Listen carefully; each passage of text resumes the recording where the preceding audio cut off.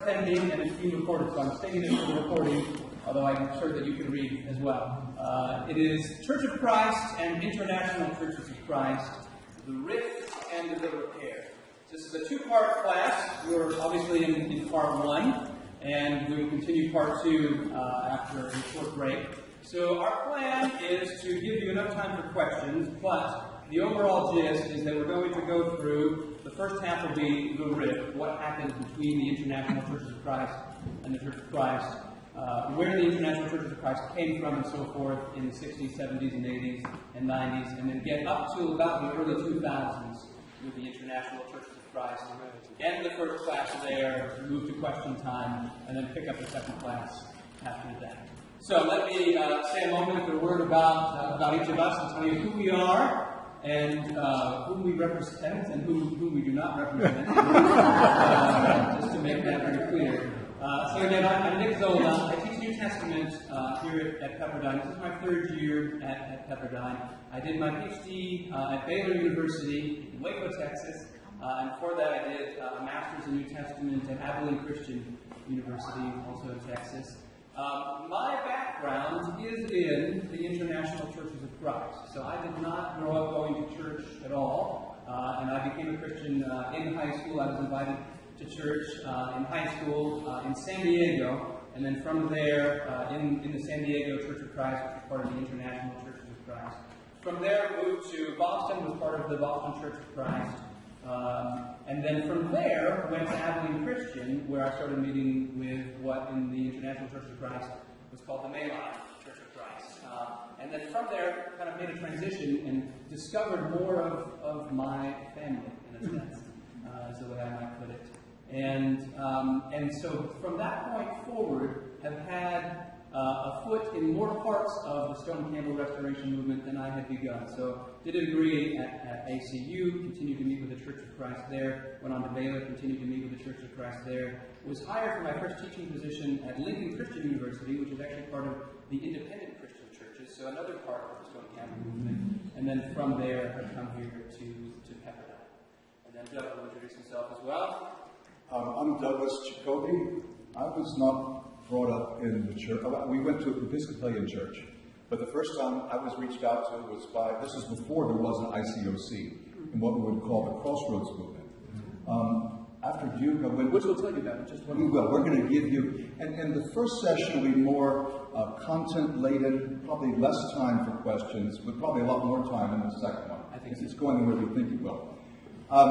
When I graduated from Harvard with a master's in theological studies and went to London. We planted a church there in 1982 that eventually became more than 2,000 people, and probably through the churches they planted and so forth, probably maybe 30,000 or so. I was on staff for 20 years in the UK, in Sweden, in Australia, and various parts of the United States. Right now I'm independent. Lincoln Christian University is where I adjunct in the MA program in Bible and Theology. Been doing that for 7 years, teaching apologetics and things like that. And I'm a member of the International Church of Christ in Atlanta. I love the church.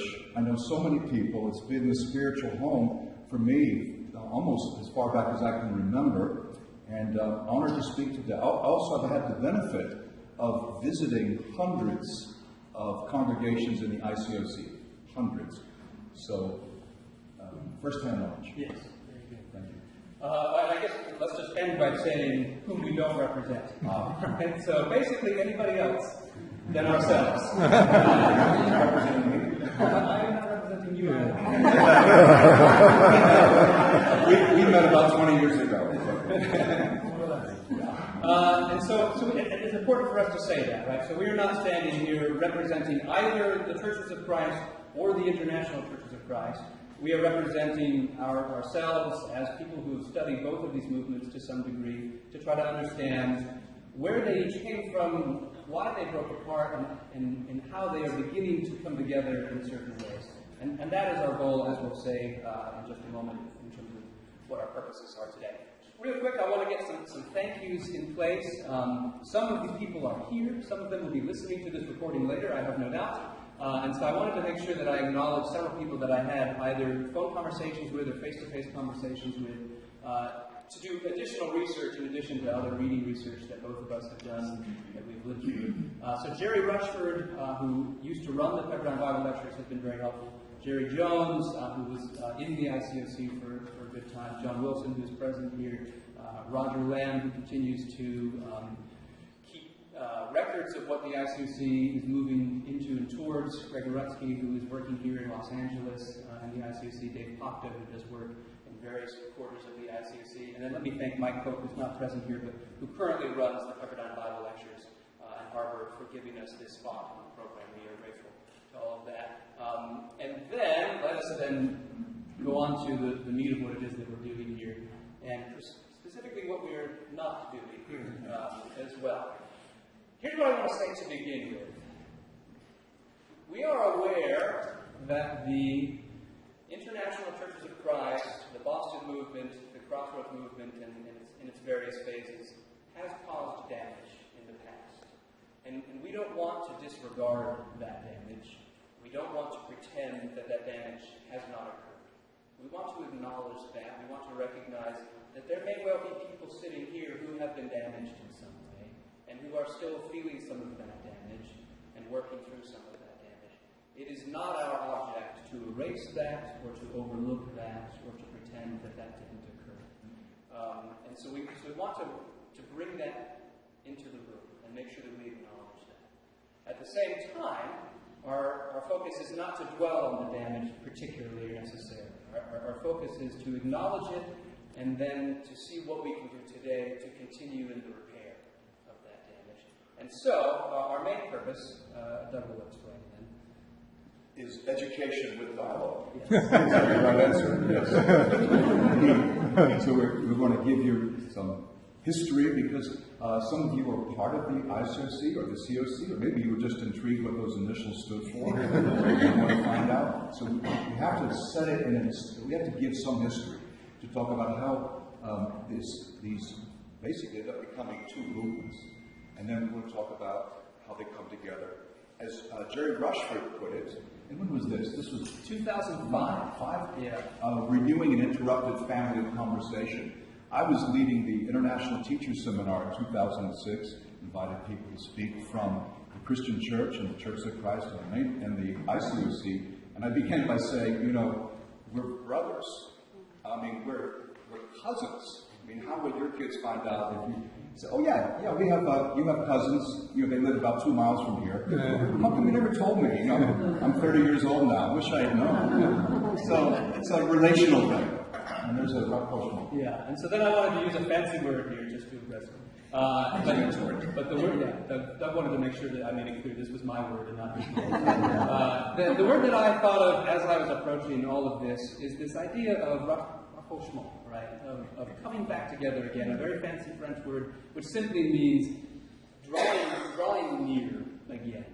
And the implication is that you were once near before, right? You can't reapproach somebody if you weren't once already in their vicinity, right? And their proximity. And that's what, in many ways, Doug and I are hoping to accomplish with this, is to invent even further together as we come near together, as we recommit to dialogue, as we recommit to understanding that in many ways we are part of the very same family and the same team. Right, and I was baptized in the Church of Christ, not the ICOC, because it didn't exist back in 1977. If you don't like that French word, how about glasnost and perestroika? Openness and restructuring. Looking at it from a... Now you like my word more. There are good words. Right, so our first class has 3 sections. We'll have the dates, which we think, unlike some modern teachers and students, are important. Yes. You don't know the dates of things, you don't know what preceded something else, and what might have been a cause or might have been an effect. Then let's look at the DNA of the movement, the ICOC, which is good and bad, and we want to be very open about that, and even looking at impact. That's the plan. Here's where, if you could root it to one particular maybe movement or event or catalyst, is perhaps the right word, where does what becomes the International Churches of Christ begin, And one of the places that you could point to very easily would be in what's called the campus evangelism movement that began in the mid-60s in the churches of Christ. I had the benefit when I was a student at Abilene Christian University. Jim Beavis and Rex Vermillion came and gave a 3-part class at the Abilene Christian University Lectures on the campus evangelism program and what it was. And essentially what happened was, in the mid-60s, there was already a campus movement that was burgeoning in the United States. Things like Campus Crusade for Christ, for instance, and other things like that began to happen in the 1960s. In the Churches of Christ, they heard the same call, and they said, we need to jump onto this campus ministry movement bandwagon and begin getting campus ministries up and active again in our churches. There was something called the Bible Chair program that allowed, very interestingly, people within religious organizations to function as a part of a university and offer accredited classes that you could take for credit in religion and get credit for that through the university. And the Churches of Christ had Bible chairs. They had Bible chairs in various places. And that Bible chair program became kind of the seat of this campus evangelism program and attracted many of the people who were most interested in reaching students of the day. And that is what shifted eventually into the Crossroads movement. One of the younger men who was influenced and inspired by this direction was a man named Chuck Lucas. And so we're taking him back to Gainesville, Florida. It's 1967. And the 14th Street Church of Christ sponsored a campus ministry on the campus of the University of Florida, which was renowned for being one of the top party schools in the entire world, probably in the solar system. I mean, they really my son actually went there. A couple of years later, they got a beautiful building, very centrally located on Southwest 2nd Avenue, and that was called Crossroads, the Crossroads Church, the Crossroads Ministry, and they began to really go after not staying off campus, but going on campus. So they went into the dorms, even into fraternities, which is pretty gutsy, and starting conversations and starting group discussions, which they called soul talks at that time. And it was very, very effective. They also trained people to be campus ministers, and many scores were sent out around the United States. Maybe there's some in this room right now who themselves went to the Churches of Christ and began campus ministry. It was like a ministry within the ministry, and I think in some places even a church within a church, which was, in hindsight, was probably not the best strategy. Is that good enough? Yeah. Oh, I didn't mention. Oh, no, just what you said. Okay, thank you. Continue. I will continue. Now, Thomas Wayne McKean was one of many who was baptized in 1972. We'll be coming back to him very soon. He went to Philadelphia. He was sent to lead a campus ministry in the Philadelphia area, and then to Charleston, Illinois, Eastern Illinois University, where he spent 3 years. He joined Roger Lamb, who preached there. Now, when I was baptized as an 18-year-old, no one told me, you're part of the Crossroads movement. I mean, I'd never heard of it, actually, until the following summer, when some brothers in North Carolina said, we're driving down to Gainesville. We're going to go to Crossroads. I said, what? Well, we're going to hear Chuck Lucas. Who? I had no idea what it was, but I went to an evangelism seminar, and many times after that continued to go. In 1978, as it turned out, my visit was the apex. This was the high water mark of the Crossroads Church. And I'm talking now statistically. What does that mean? I know it's a little obscure, but those 1%, that's a very low percentage, but let me tell you what that means. At the University of Florida, about 1%, or more than 1% of the 30,000 students were part of Crossroads. 300 out of 30,000. In Gainesville, 100,000 people, 1% of those, over 1,000, were at Crossroads. And actually, so it's a small number, but I'm not sure I've ever seen that anywhere else, where they actually managed to evangelize a city and a campus so that 1% were part of it. It was an electrifying experience to visit there. The worship, the singing especially, all a cappella, none of this drum stuff. Well, by 1985, Chuck Lucas had been dismissed for personal sin. The Crossroads era was gradually coming to an end, particularly as most of their ministers migrated to what is called the Boston movement. Yeah. Very recently, Chuck Lucas passed away just last year in 2018. This is his obituary. We won't read it to you, but it's published in the Christian Chronicle. And so what happens, not obviously in 2018, but in 1985, when Chuck Lucas is dismissed for various reasons, a void occurs, you might say. By this time, Kit McKean has moved to Lexington. These stories overlap, and so we'll pick this story back up again in the next moment here. But by this time, Kit McKean, who had been in Charleston, Illinois for 3 years, leading a campus ministry there with Roger Lamb. And baptized hundreds. Yeah. This was almost unheard of. Highly successful, right? Trained in the Crossroads movement and sent out by the Crossroads movement, as were many other campus ministers. Receives an option to go to Lexington in Massachusetts and take over as not only the campus minister, but as the head minister of the Lexington Church of Christ.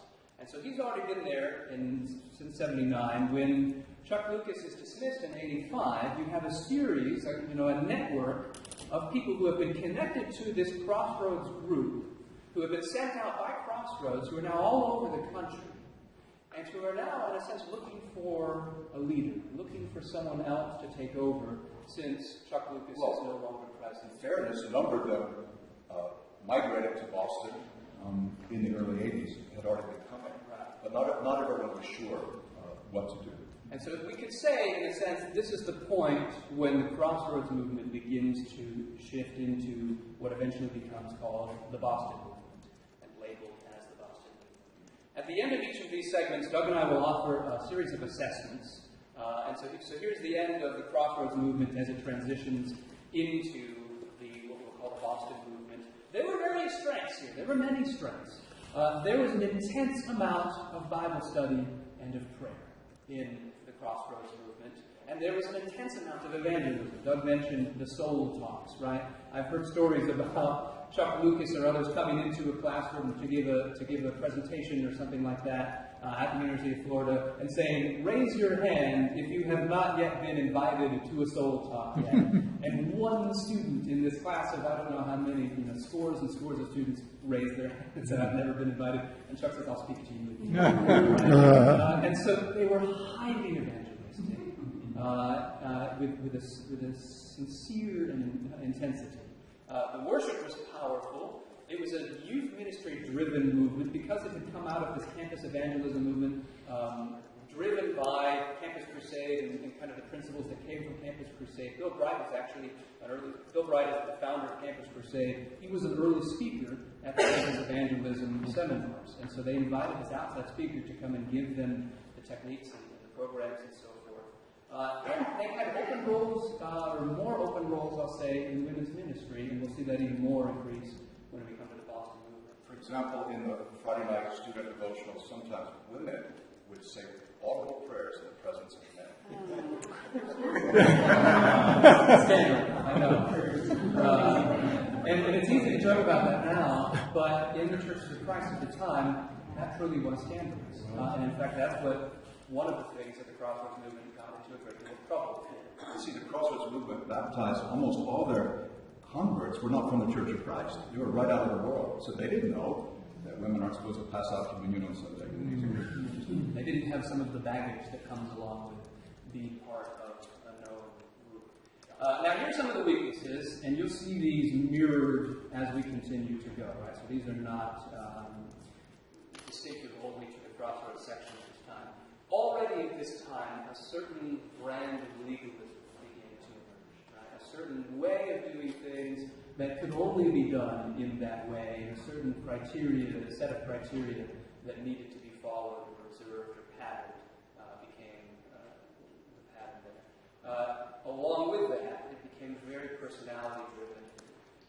Early on, around Chuck Lucas and kind of the pattern that he created, right? He, as we'll see with Kit McKean, was an influential and charismatic leader, and he drew people to him, and people wanted to imitate Chuck in many ways, sometimes even to the point of dressing and looking and speaking like Chuck Lucas, which we saw, we will see in some of the early days of the Boston movement.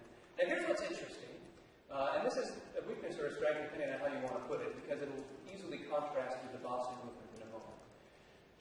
In the Crossroads movement, the vision was to put a campus ministry at every campus in the United States, which is actually a wonderfully bold vision.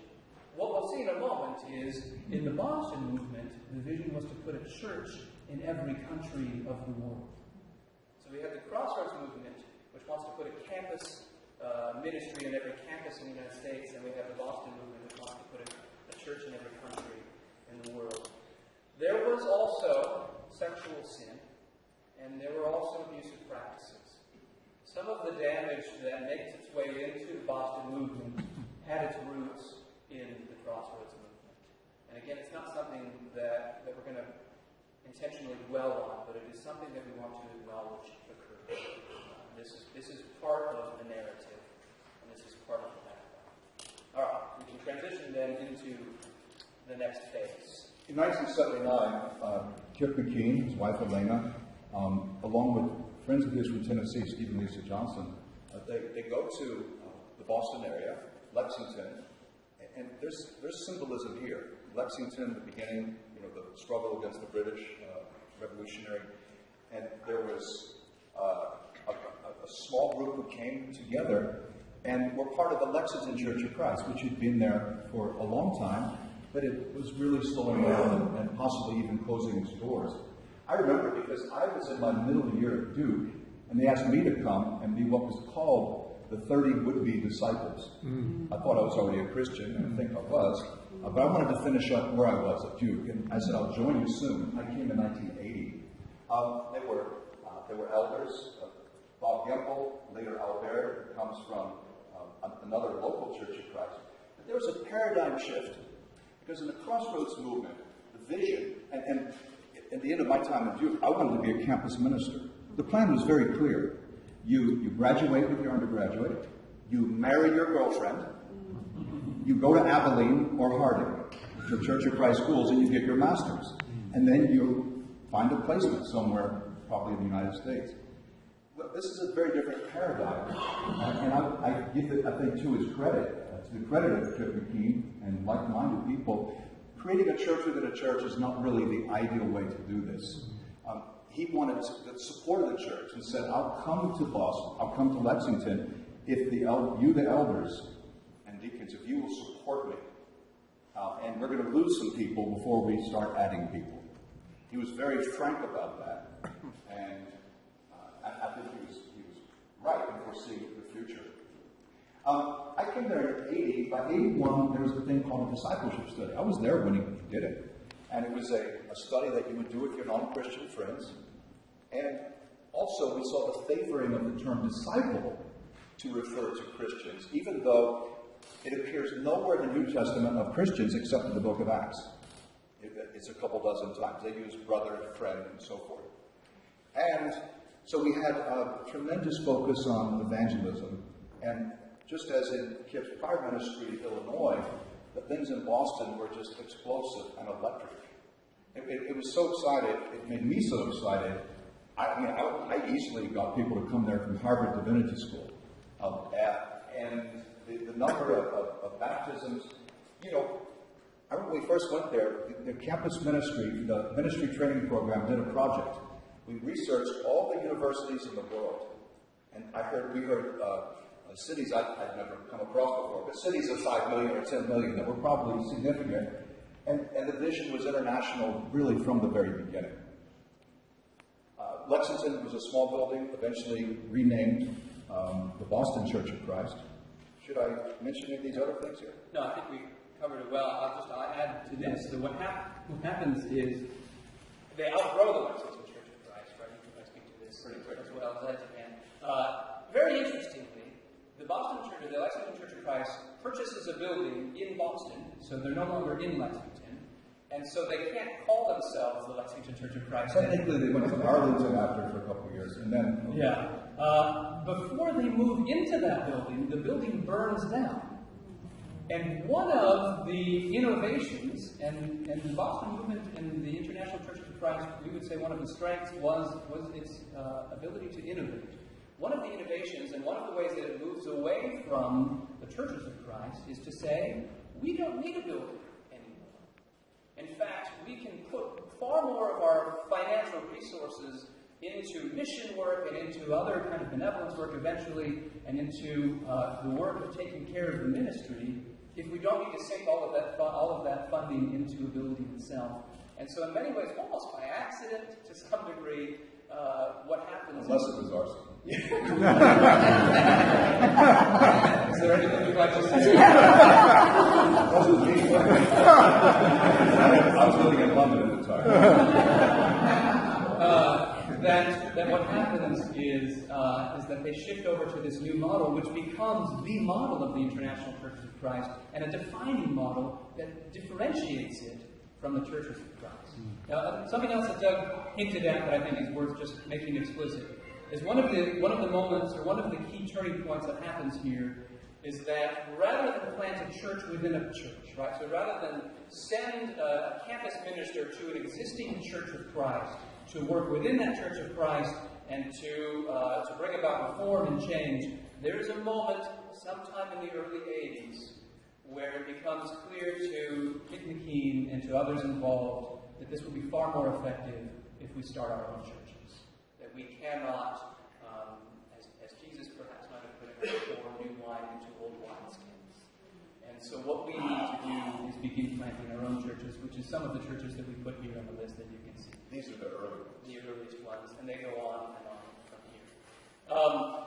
What happens next are some of the sadder moments in the early history of the Boston movement and the International Churches of Christ. In 1986, they begin a program of what are called reconstructions. The first one is in Johannesburg, and others occur in various places, San Diego, and so forth. What this is at the same time that they're beginning to plant new churches, they are also calling out the quote-unquote remnant within existing churches of Christ.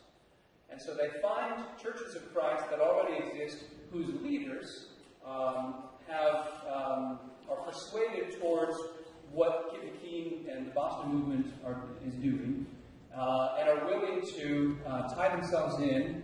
And often what would happen is those leaders would then move to Boston, be retrained. Boston would send new leaders to that church, and those new leaders would call that church to a reconstruction event and go through individual by individual and have them recommit themselves to full commitment of discipleship as the Boston movement defined it. And so many times churches would split. Churches of Christ would have splits over these situations. For some of you, that may not sound like a bad thing, but procedure, I think, in many places was invasive and humiliating. Thank you. Yes, that is very good. So 87, and starting that year, as I remember, I heard him speak, do lessons on this 5 different times that year. He used Isaiah chapter 10, verse 22, a remnant will return. The idea is that even still, among the Churches of Christ, the Restoration Movement, there's a remnant of people who are really good-hearted, and they'll come. But we're calling them to come now and be part of the remnant, or we just consider you to be non-Christians. That was a horrible thing. Along the way, various people from the Churches of Christ would, in a sense, change allegiance. They would switch over from the Churches of Christ to the Boston movement. The Boston movement, by this point, was controversial and had its proponents and its critics. And it became a very big deal if a kind of well-known member of the Churches of Christ would come over to the Boston movement, we should say at this point. One of those people was Jerry Jones. And Jerry Jones did me the honor of having a very long conversation with me over the phone as I prepared for this. So I wanted to especially mention him and thank him for that. Jerry Jones was taught Bible and was head of the Bible department at Harding University, and left Harding University for various reasons, but one of them eventually becomes because he was sympathetic to certain aspects of the Boston movement. He eventually moves to Boston and aligns himself with Boston. That becomes a very big deal to the Boston movement, and they tout his name. And he becomes an elder. Yeah, he becomes an elder in the Boston church, and because this gives legitimacy to what it is that they are doing. Now, unfortunately, it is not long before Jerry Jones realizes, from his point of view, that he does not agree to many of the practices that are happening in the Boston movement, and no longer wants to align with the Boston movement. He ends up moving to St. Louis in '86, and then comes fully out of the Boston movement in 1987. He then ends up writing 3 volumes of work entitled "What Does the Boston Movement Teach?" And spends at least some part of his time informing the rest of the Church of Christ what are the distinctive features of the Boston movement, in order to make sure that anybody who is considering aligning themselves is well aware of what it is that they'll be aligning themselves to. This becomes a pretty devastating moment in some ways for the Boston movement, because now they've lost one of the key figures that they liked to kind of present and say, look, we have legitimacy. Another figure like Jerry Jones, who doesn't end up leaving the Boston movement, is George Gerganis, who was known for running the missions working program both at Harding and then eventually at Adelaide Christian University. Did very early pioneering mission work in Japan, and then eventually joins the Boston movement, moves to Boston, comes out of retirement, returns to Japan as a missionary because he is so attracted by the evangelistic focus of the Boston movement, and he stays in the Boston movement until his death in 1992. So you have 2 different kind of versions of that. This guy was a giant of a man, a huge heart. Literally, right after World War II, moves to Japan, and then goes back to thank him for the planting of the Tokyo Church. The first time I visited Tokyo, I stayed in George's house. When he died, his widow gave me his overcoat, his London fall overcoat. Wow. I remember that adventure for both weeks. During this time, in the mid to late 80s, the Boston movement is refocusing certain areas. One of the things that happens is in London, they take up a love offering. They take up an offering to help the poor and the needy. In the London church, they're beginning to come into contact with people who have far less means than many of the people in the church, and they realize this is an area potentially of neglect for us so far. And then in 1987, Doug Arthur preaches a message to the larger assembled group. I think it's a World Boston Mission Seminar in '87, and calls upon the church to begin helping the poor and the needy. Some years after that is when Hope Worldwide is formed officially as an official, although they had been starting this practice even before 1991. But in 1991, Hope Worldwide is formed as something of the benevolent arm of the Boston movement, as a way of taking care of the... Or you could say the Boston movement was the evangelistic arm of Hope. Turn it around. I like that way. All right, let's do some assessments for as the Boston movement phase comes to an end. Well, what was the case? Was there something else? No, what was the case at that time? Which is the case now? I don't think I'm being mean.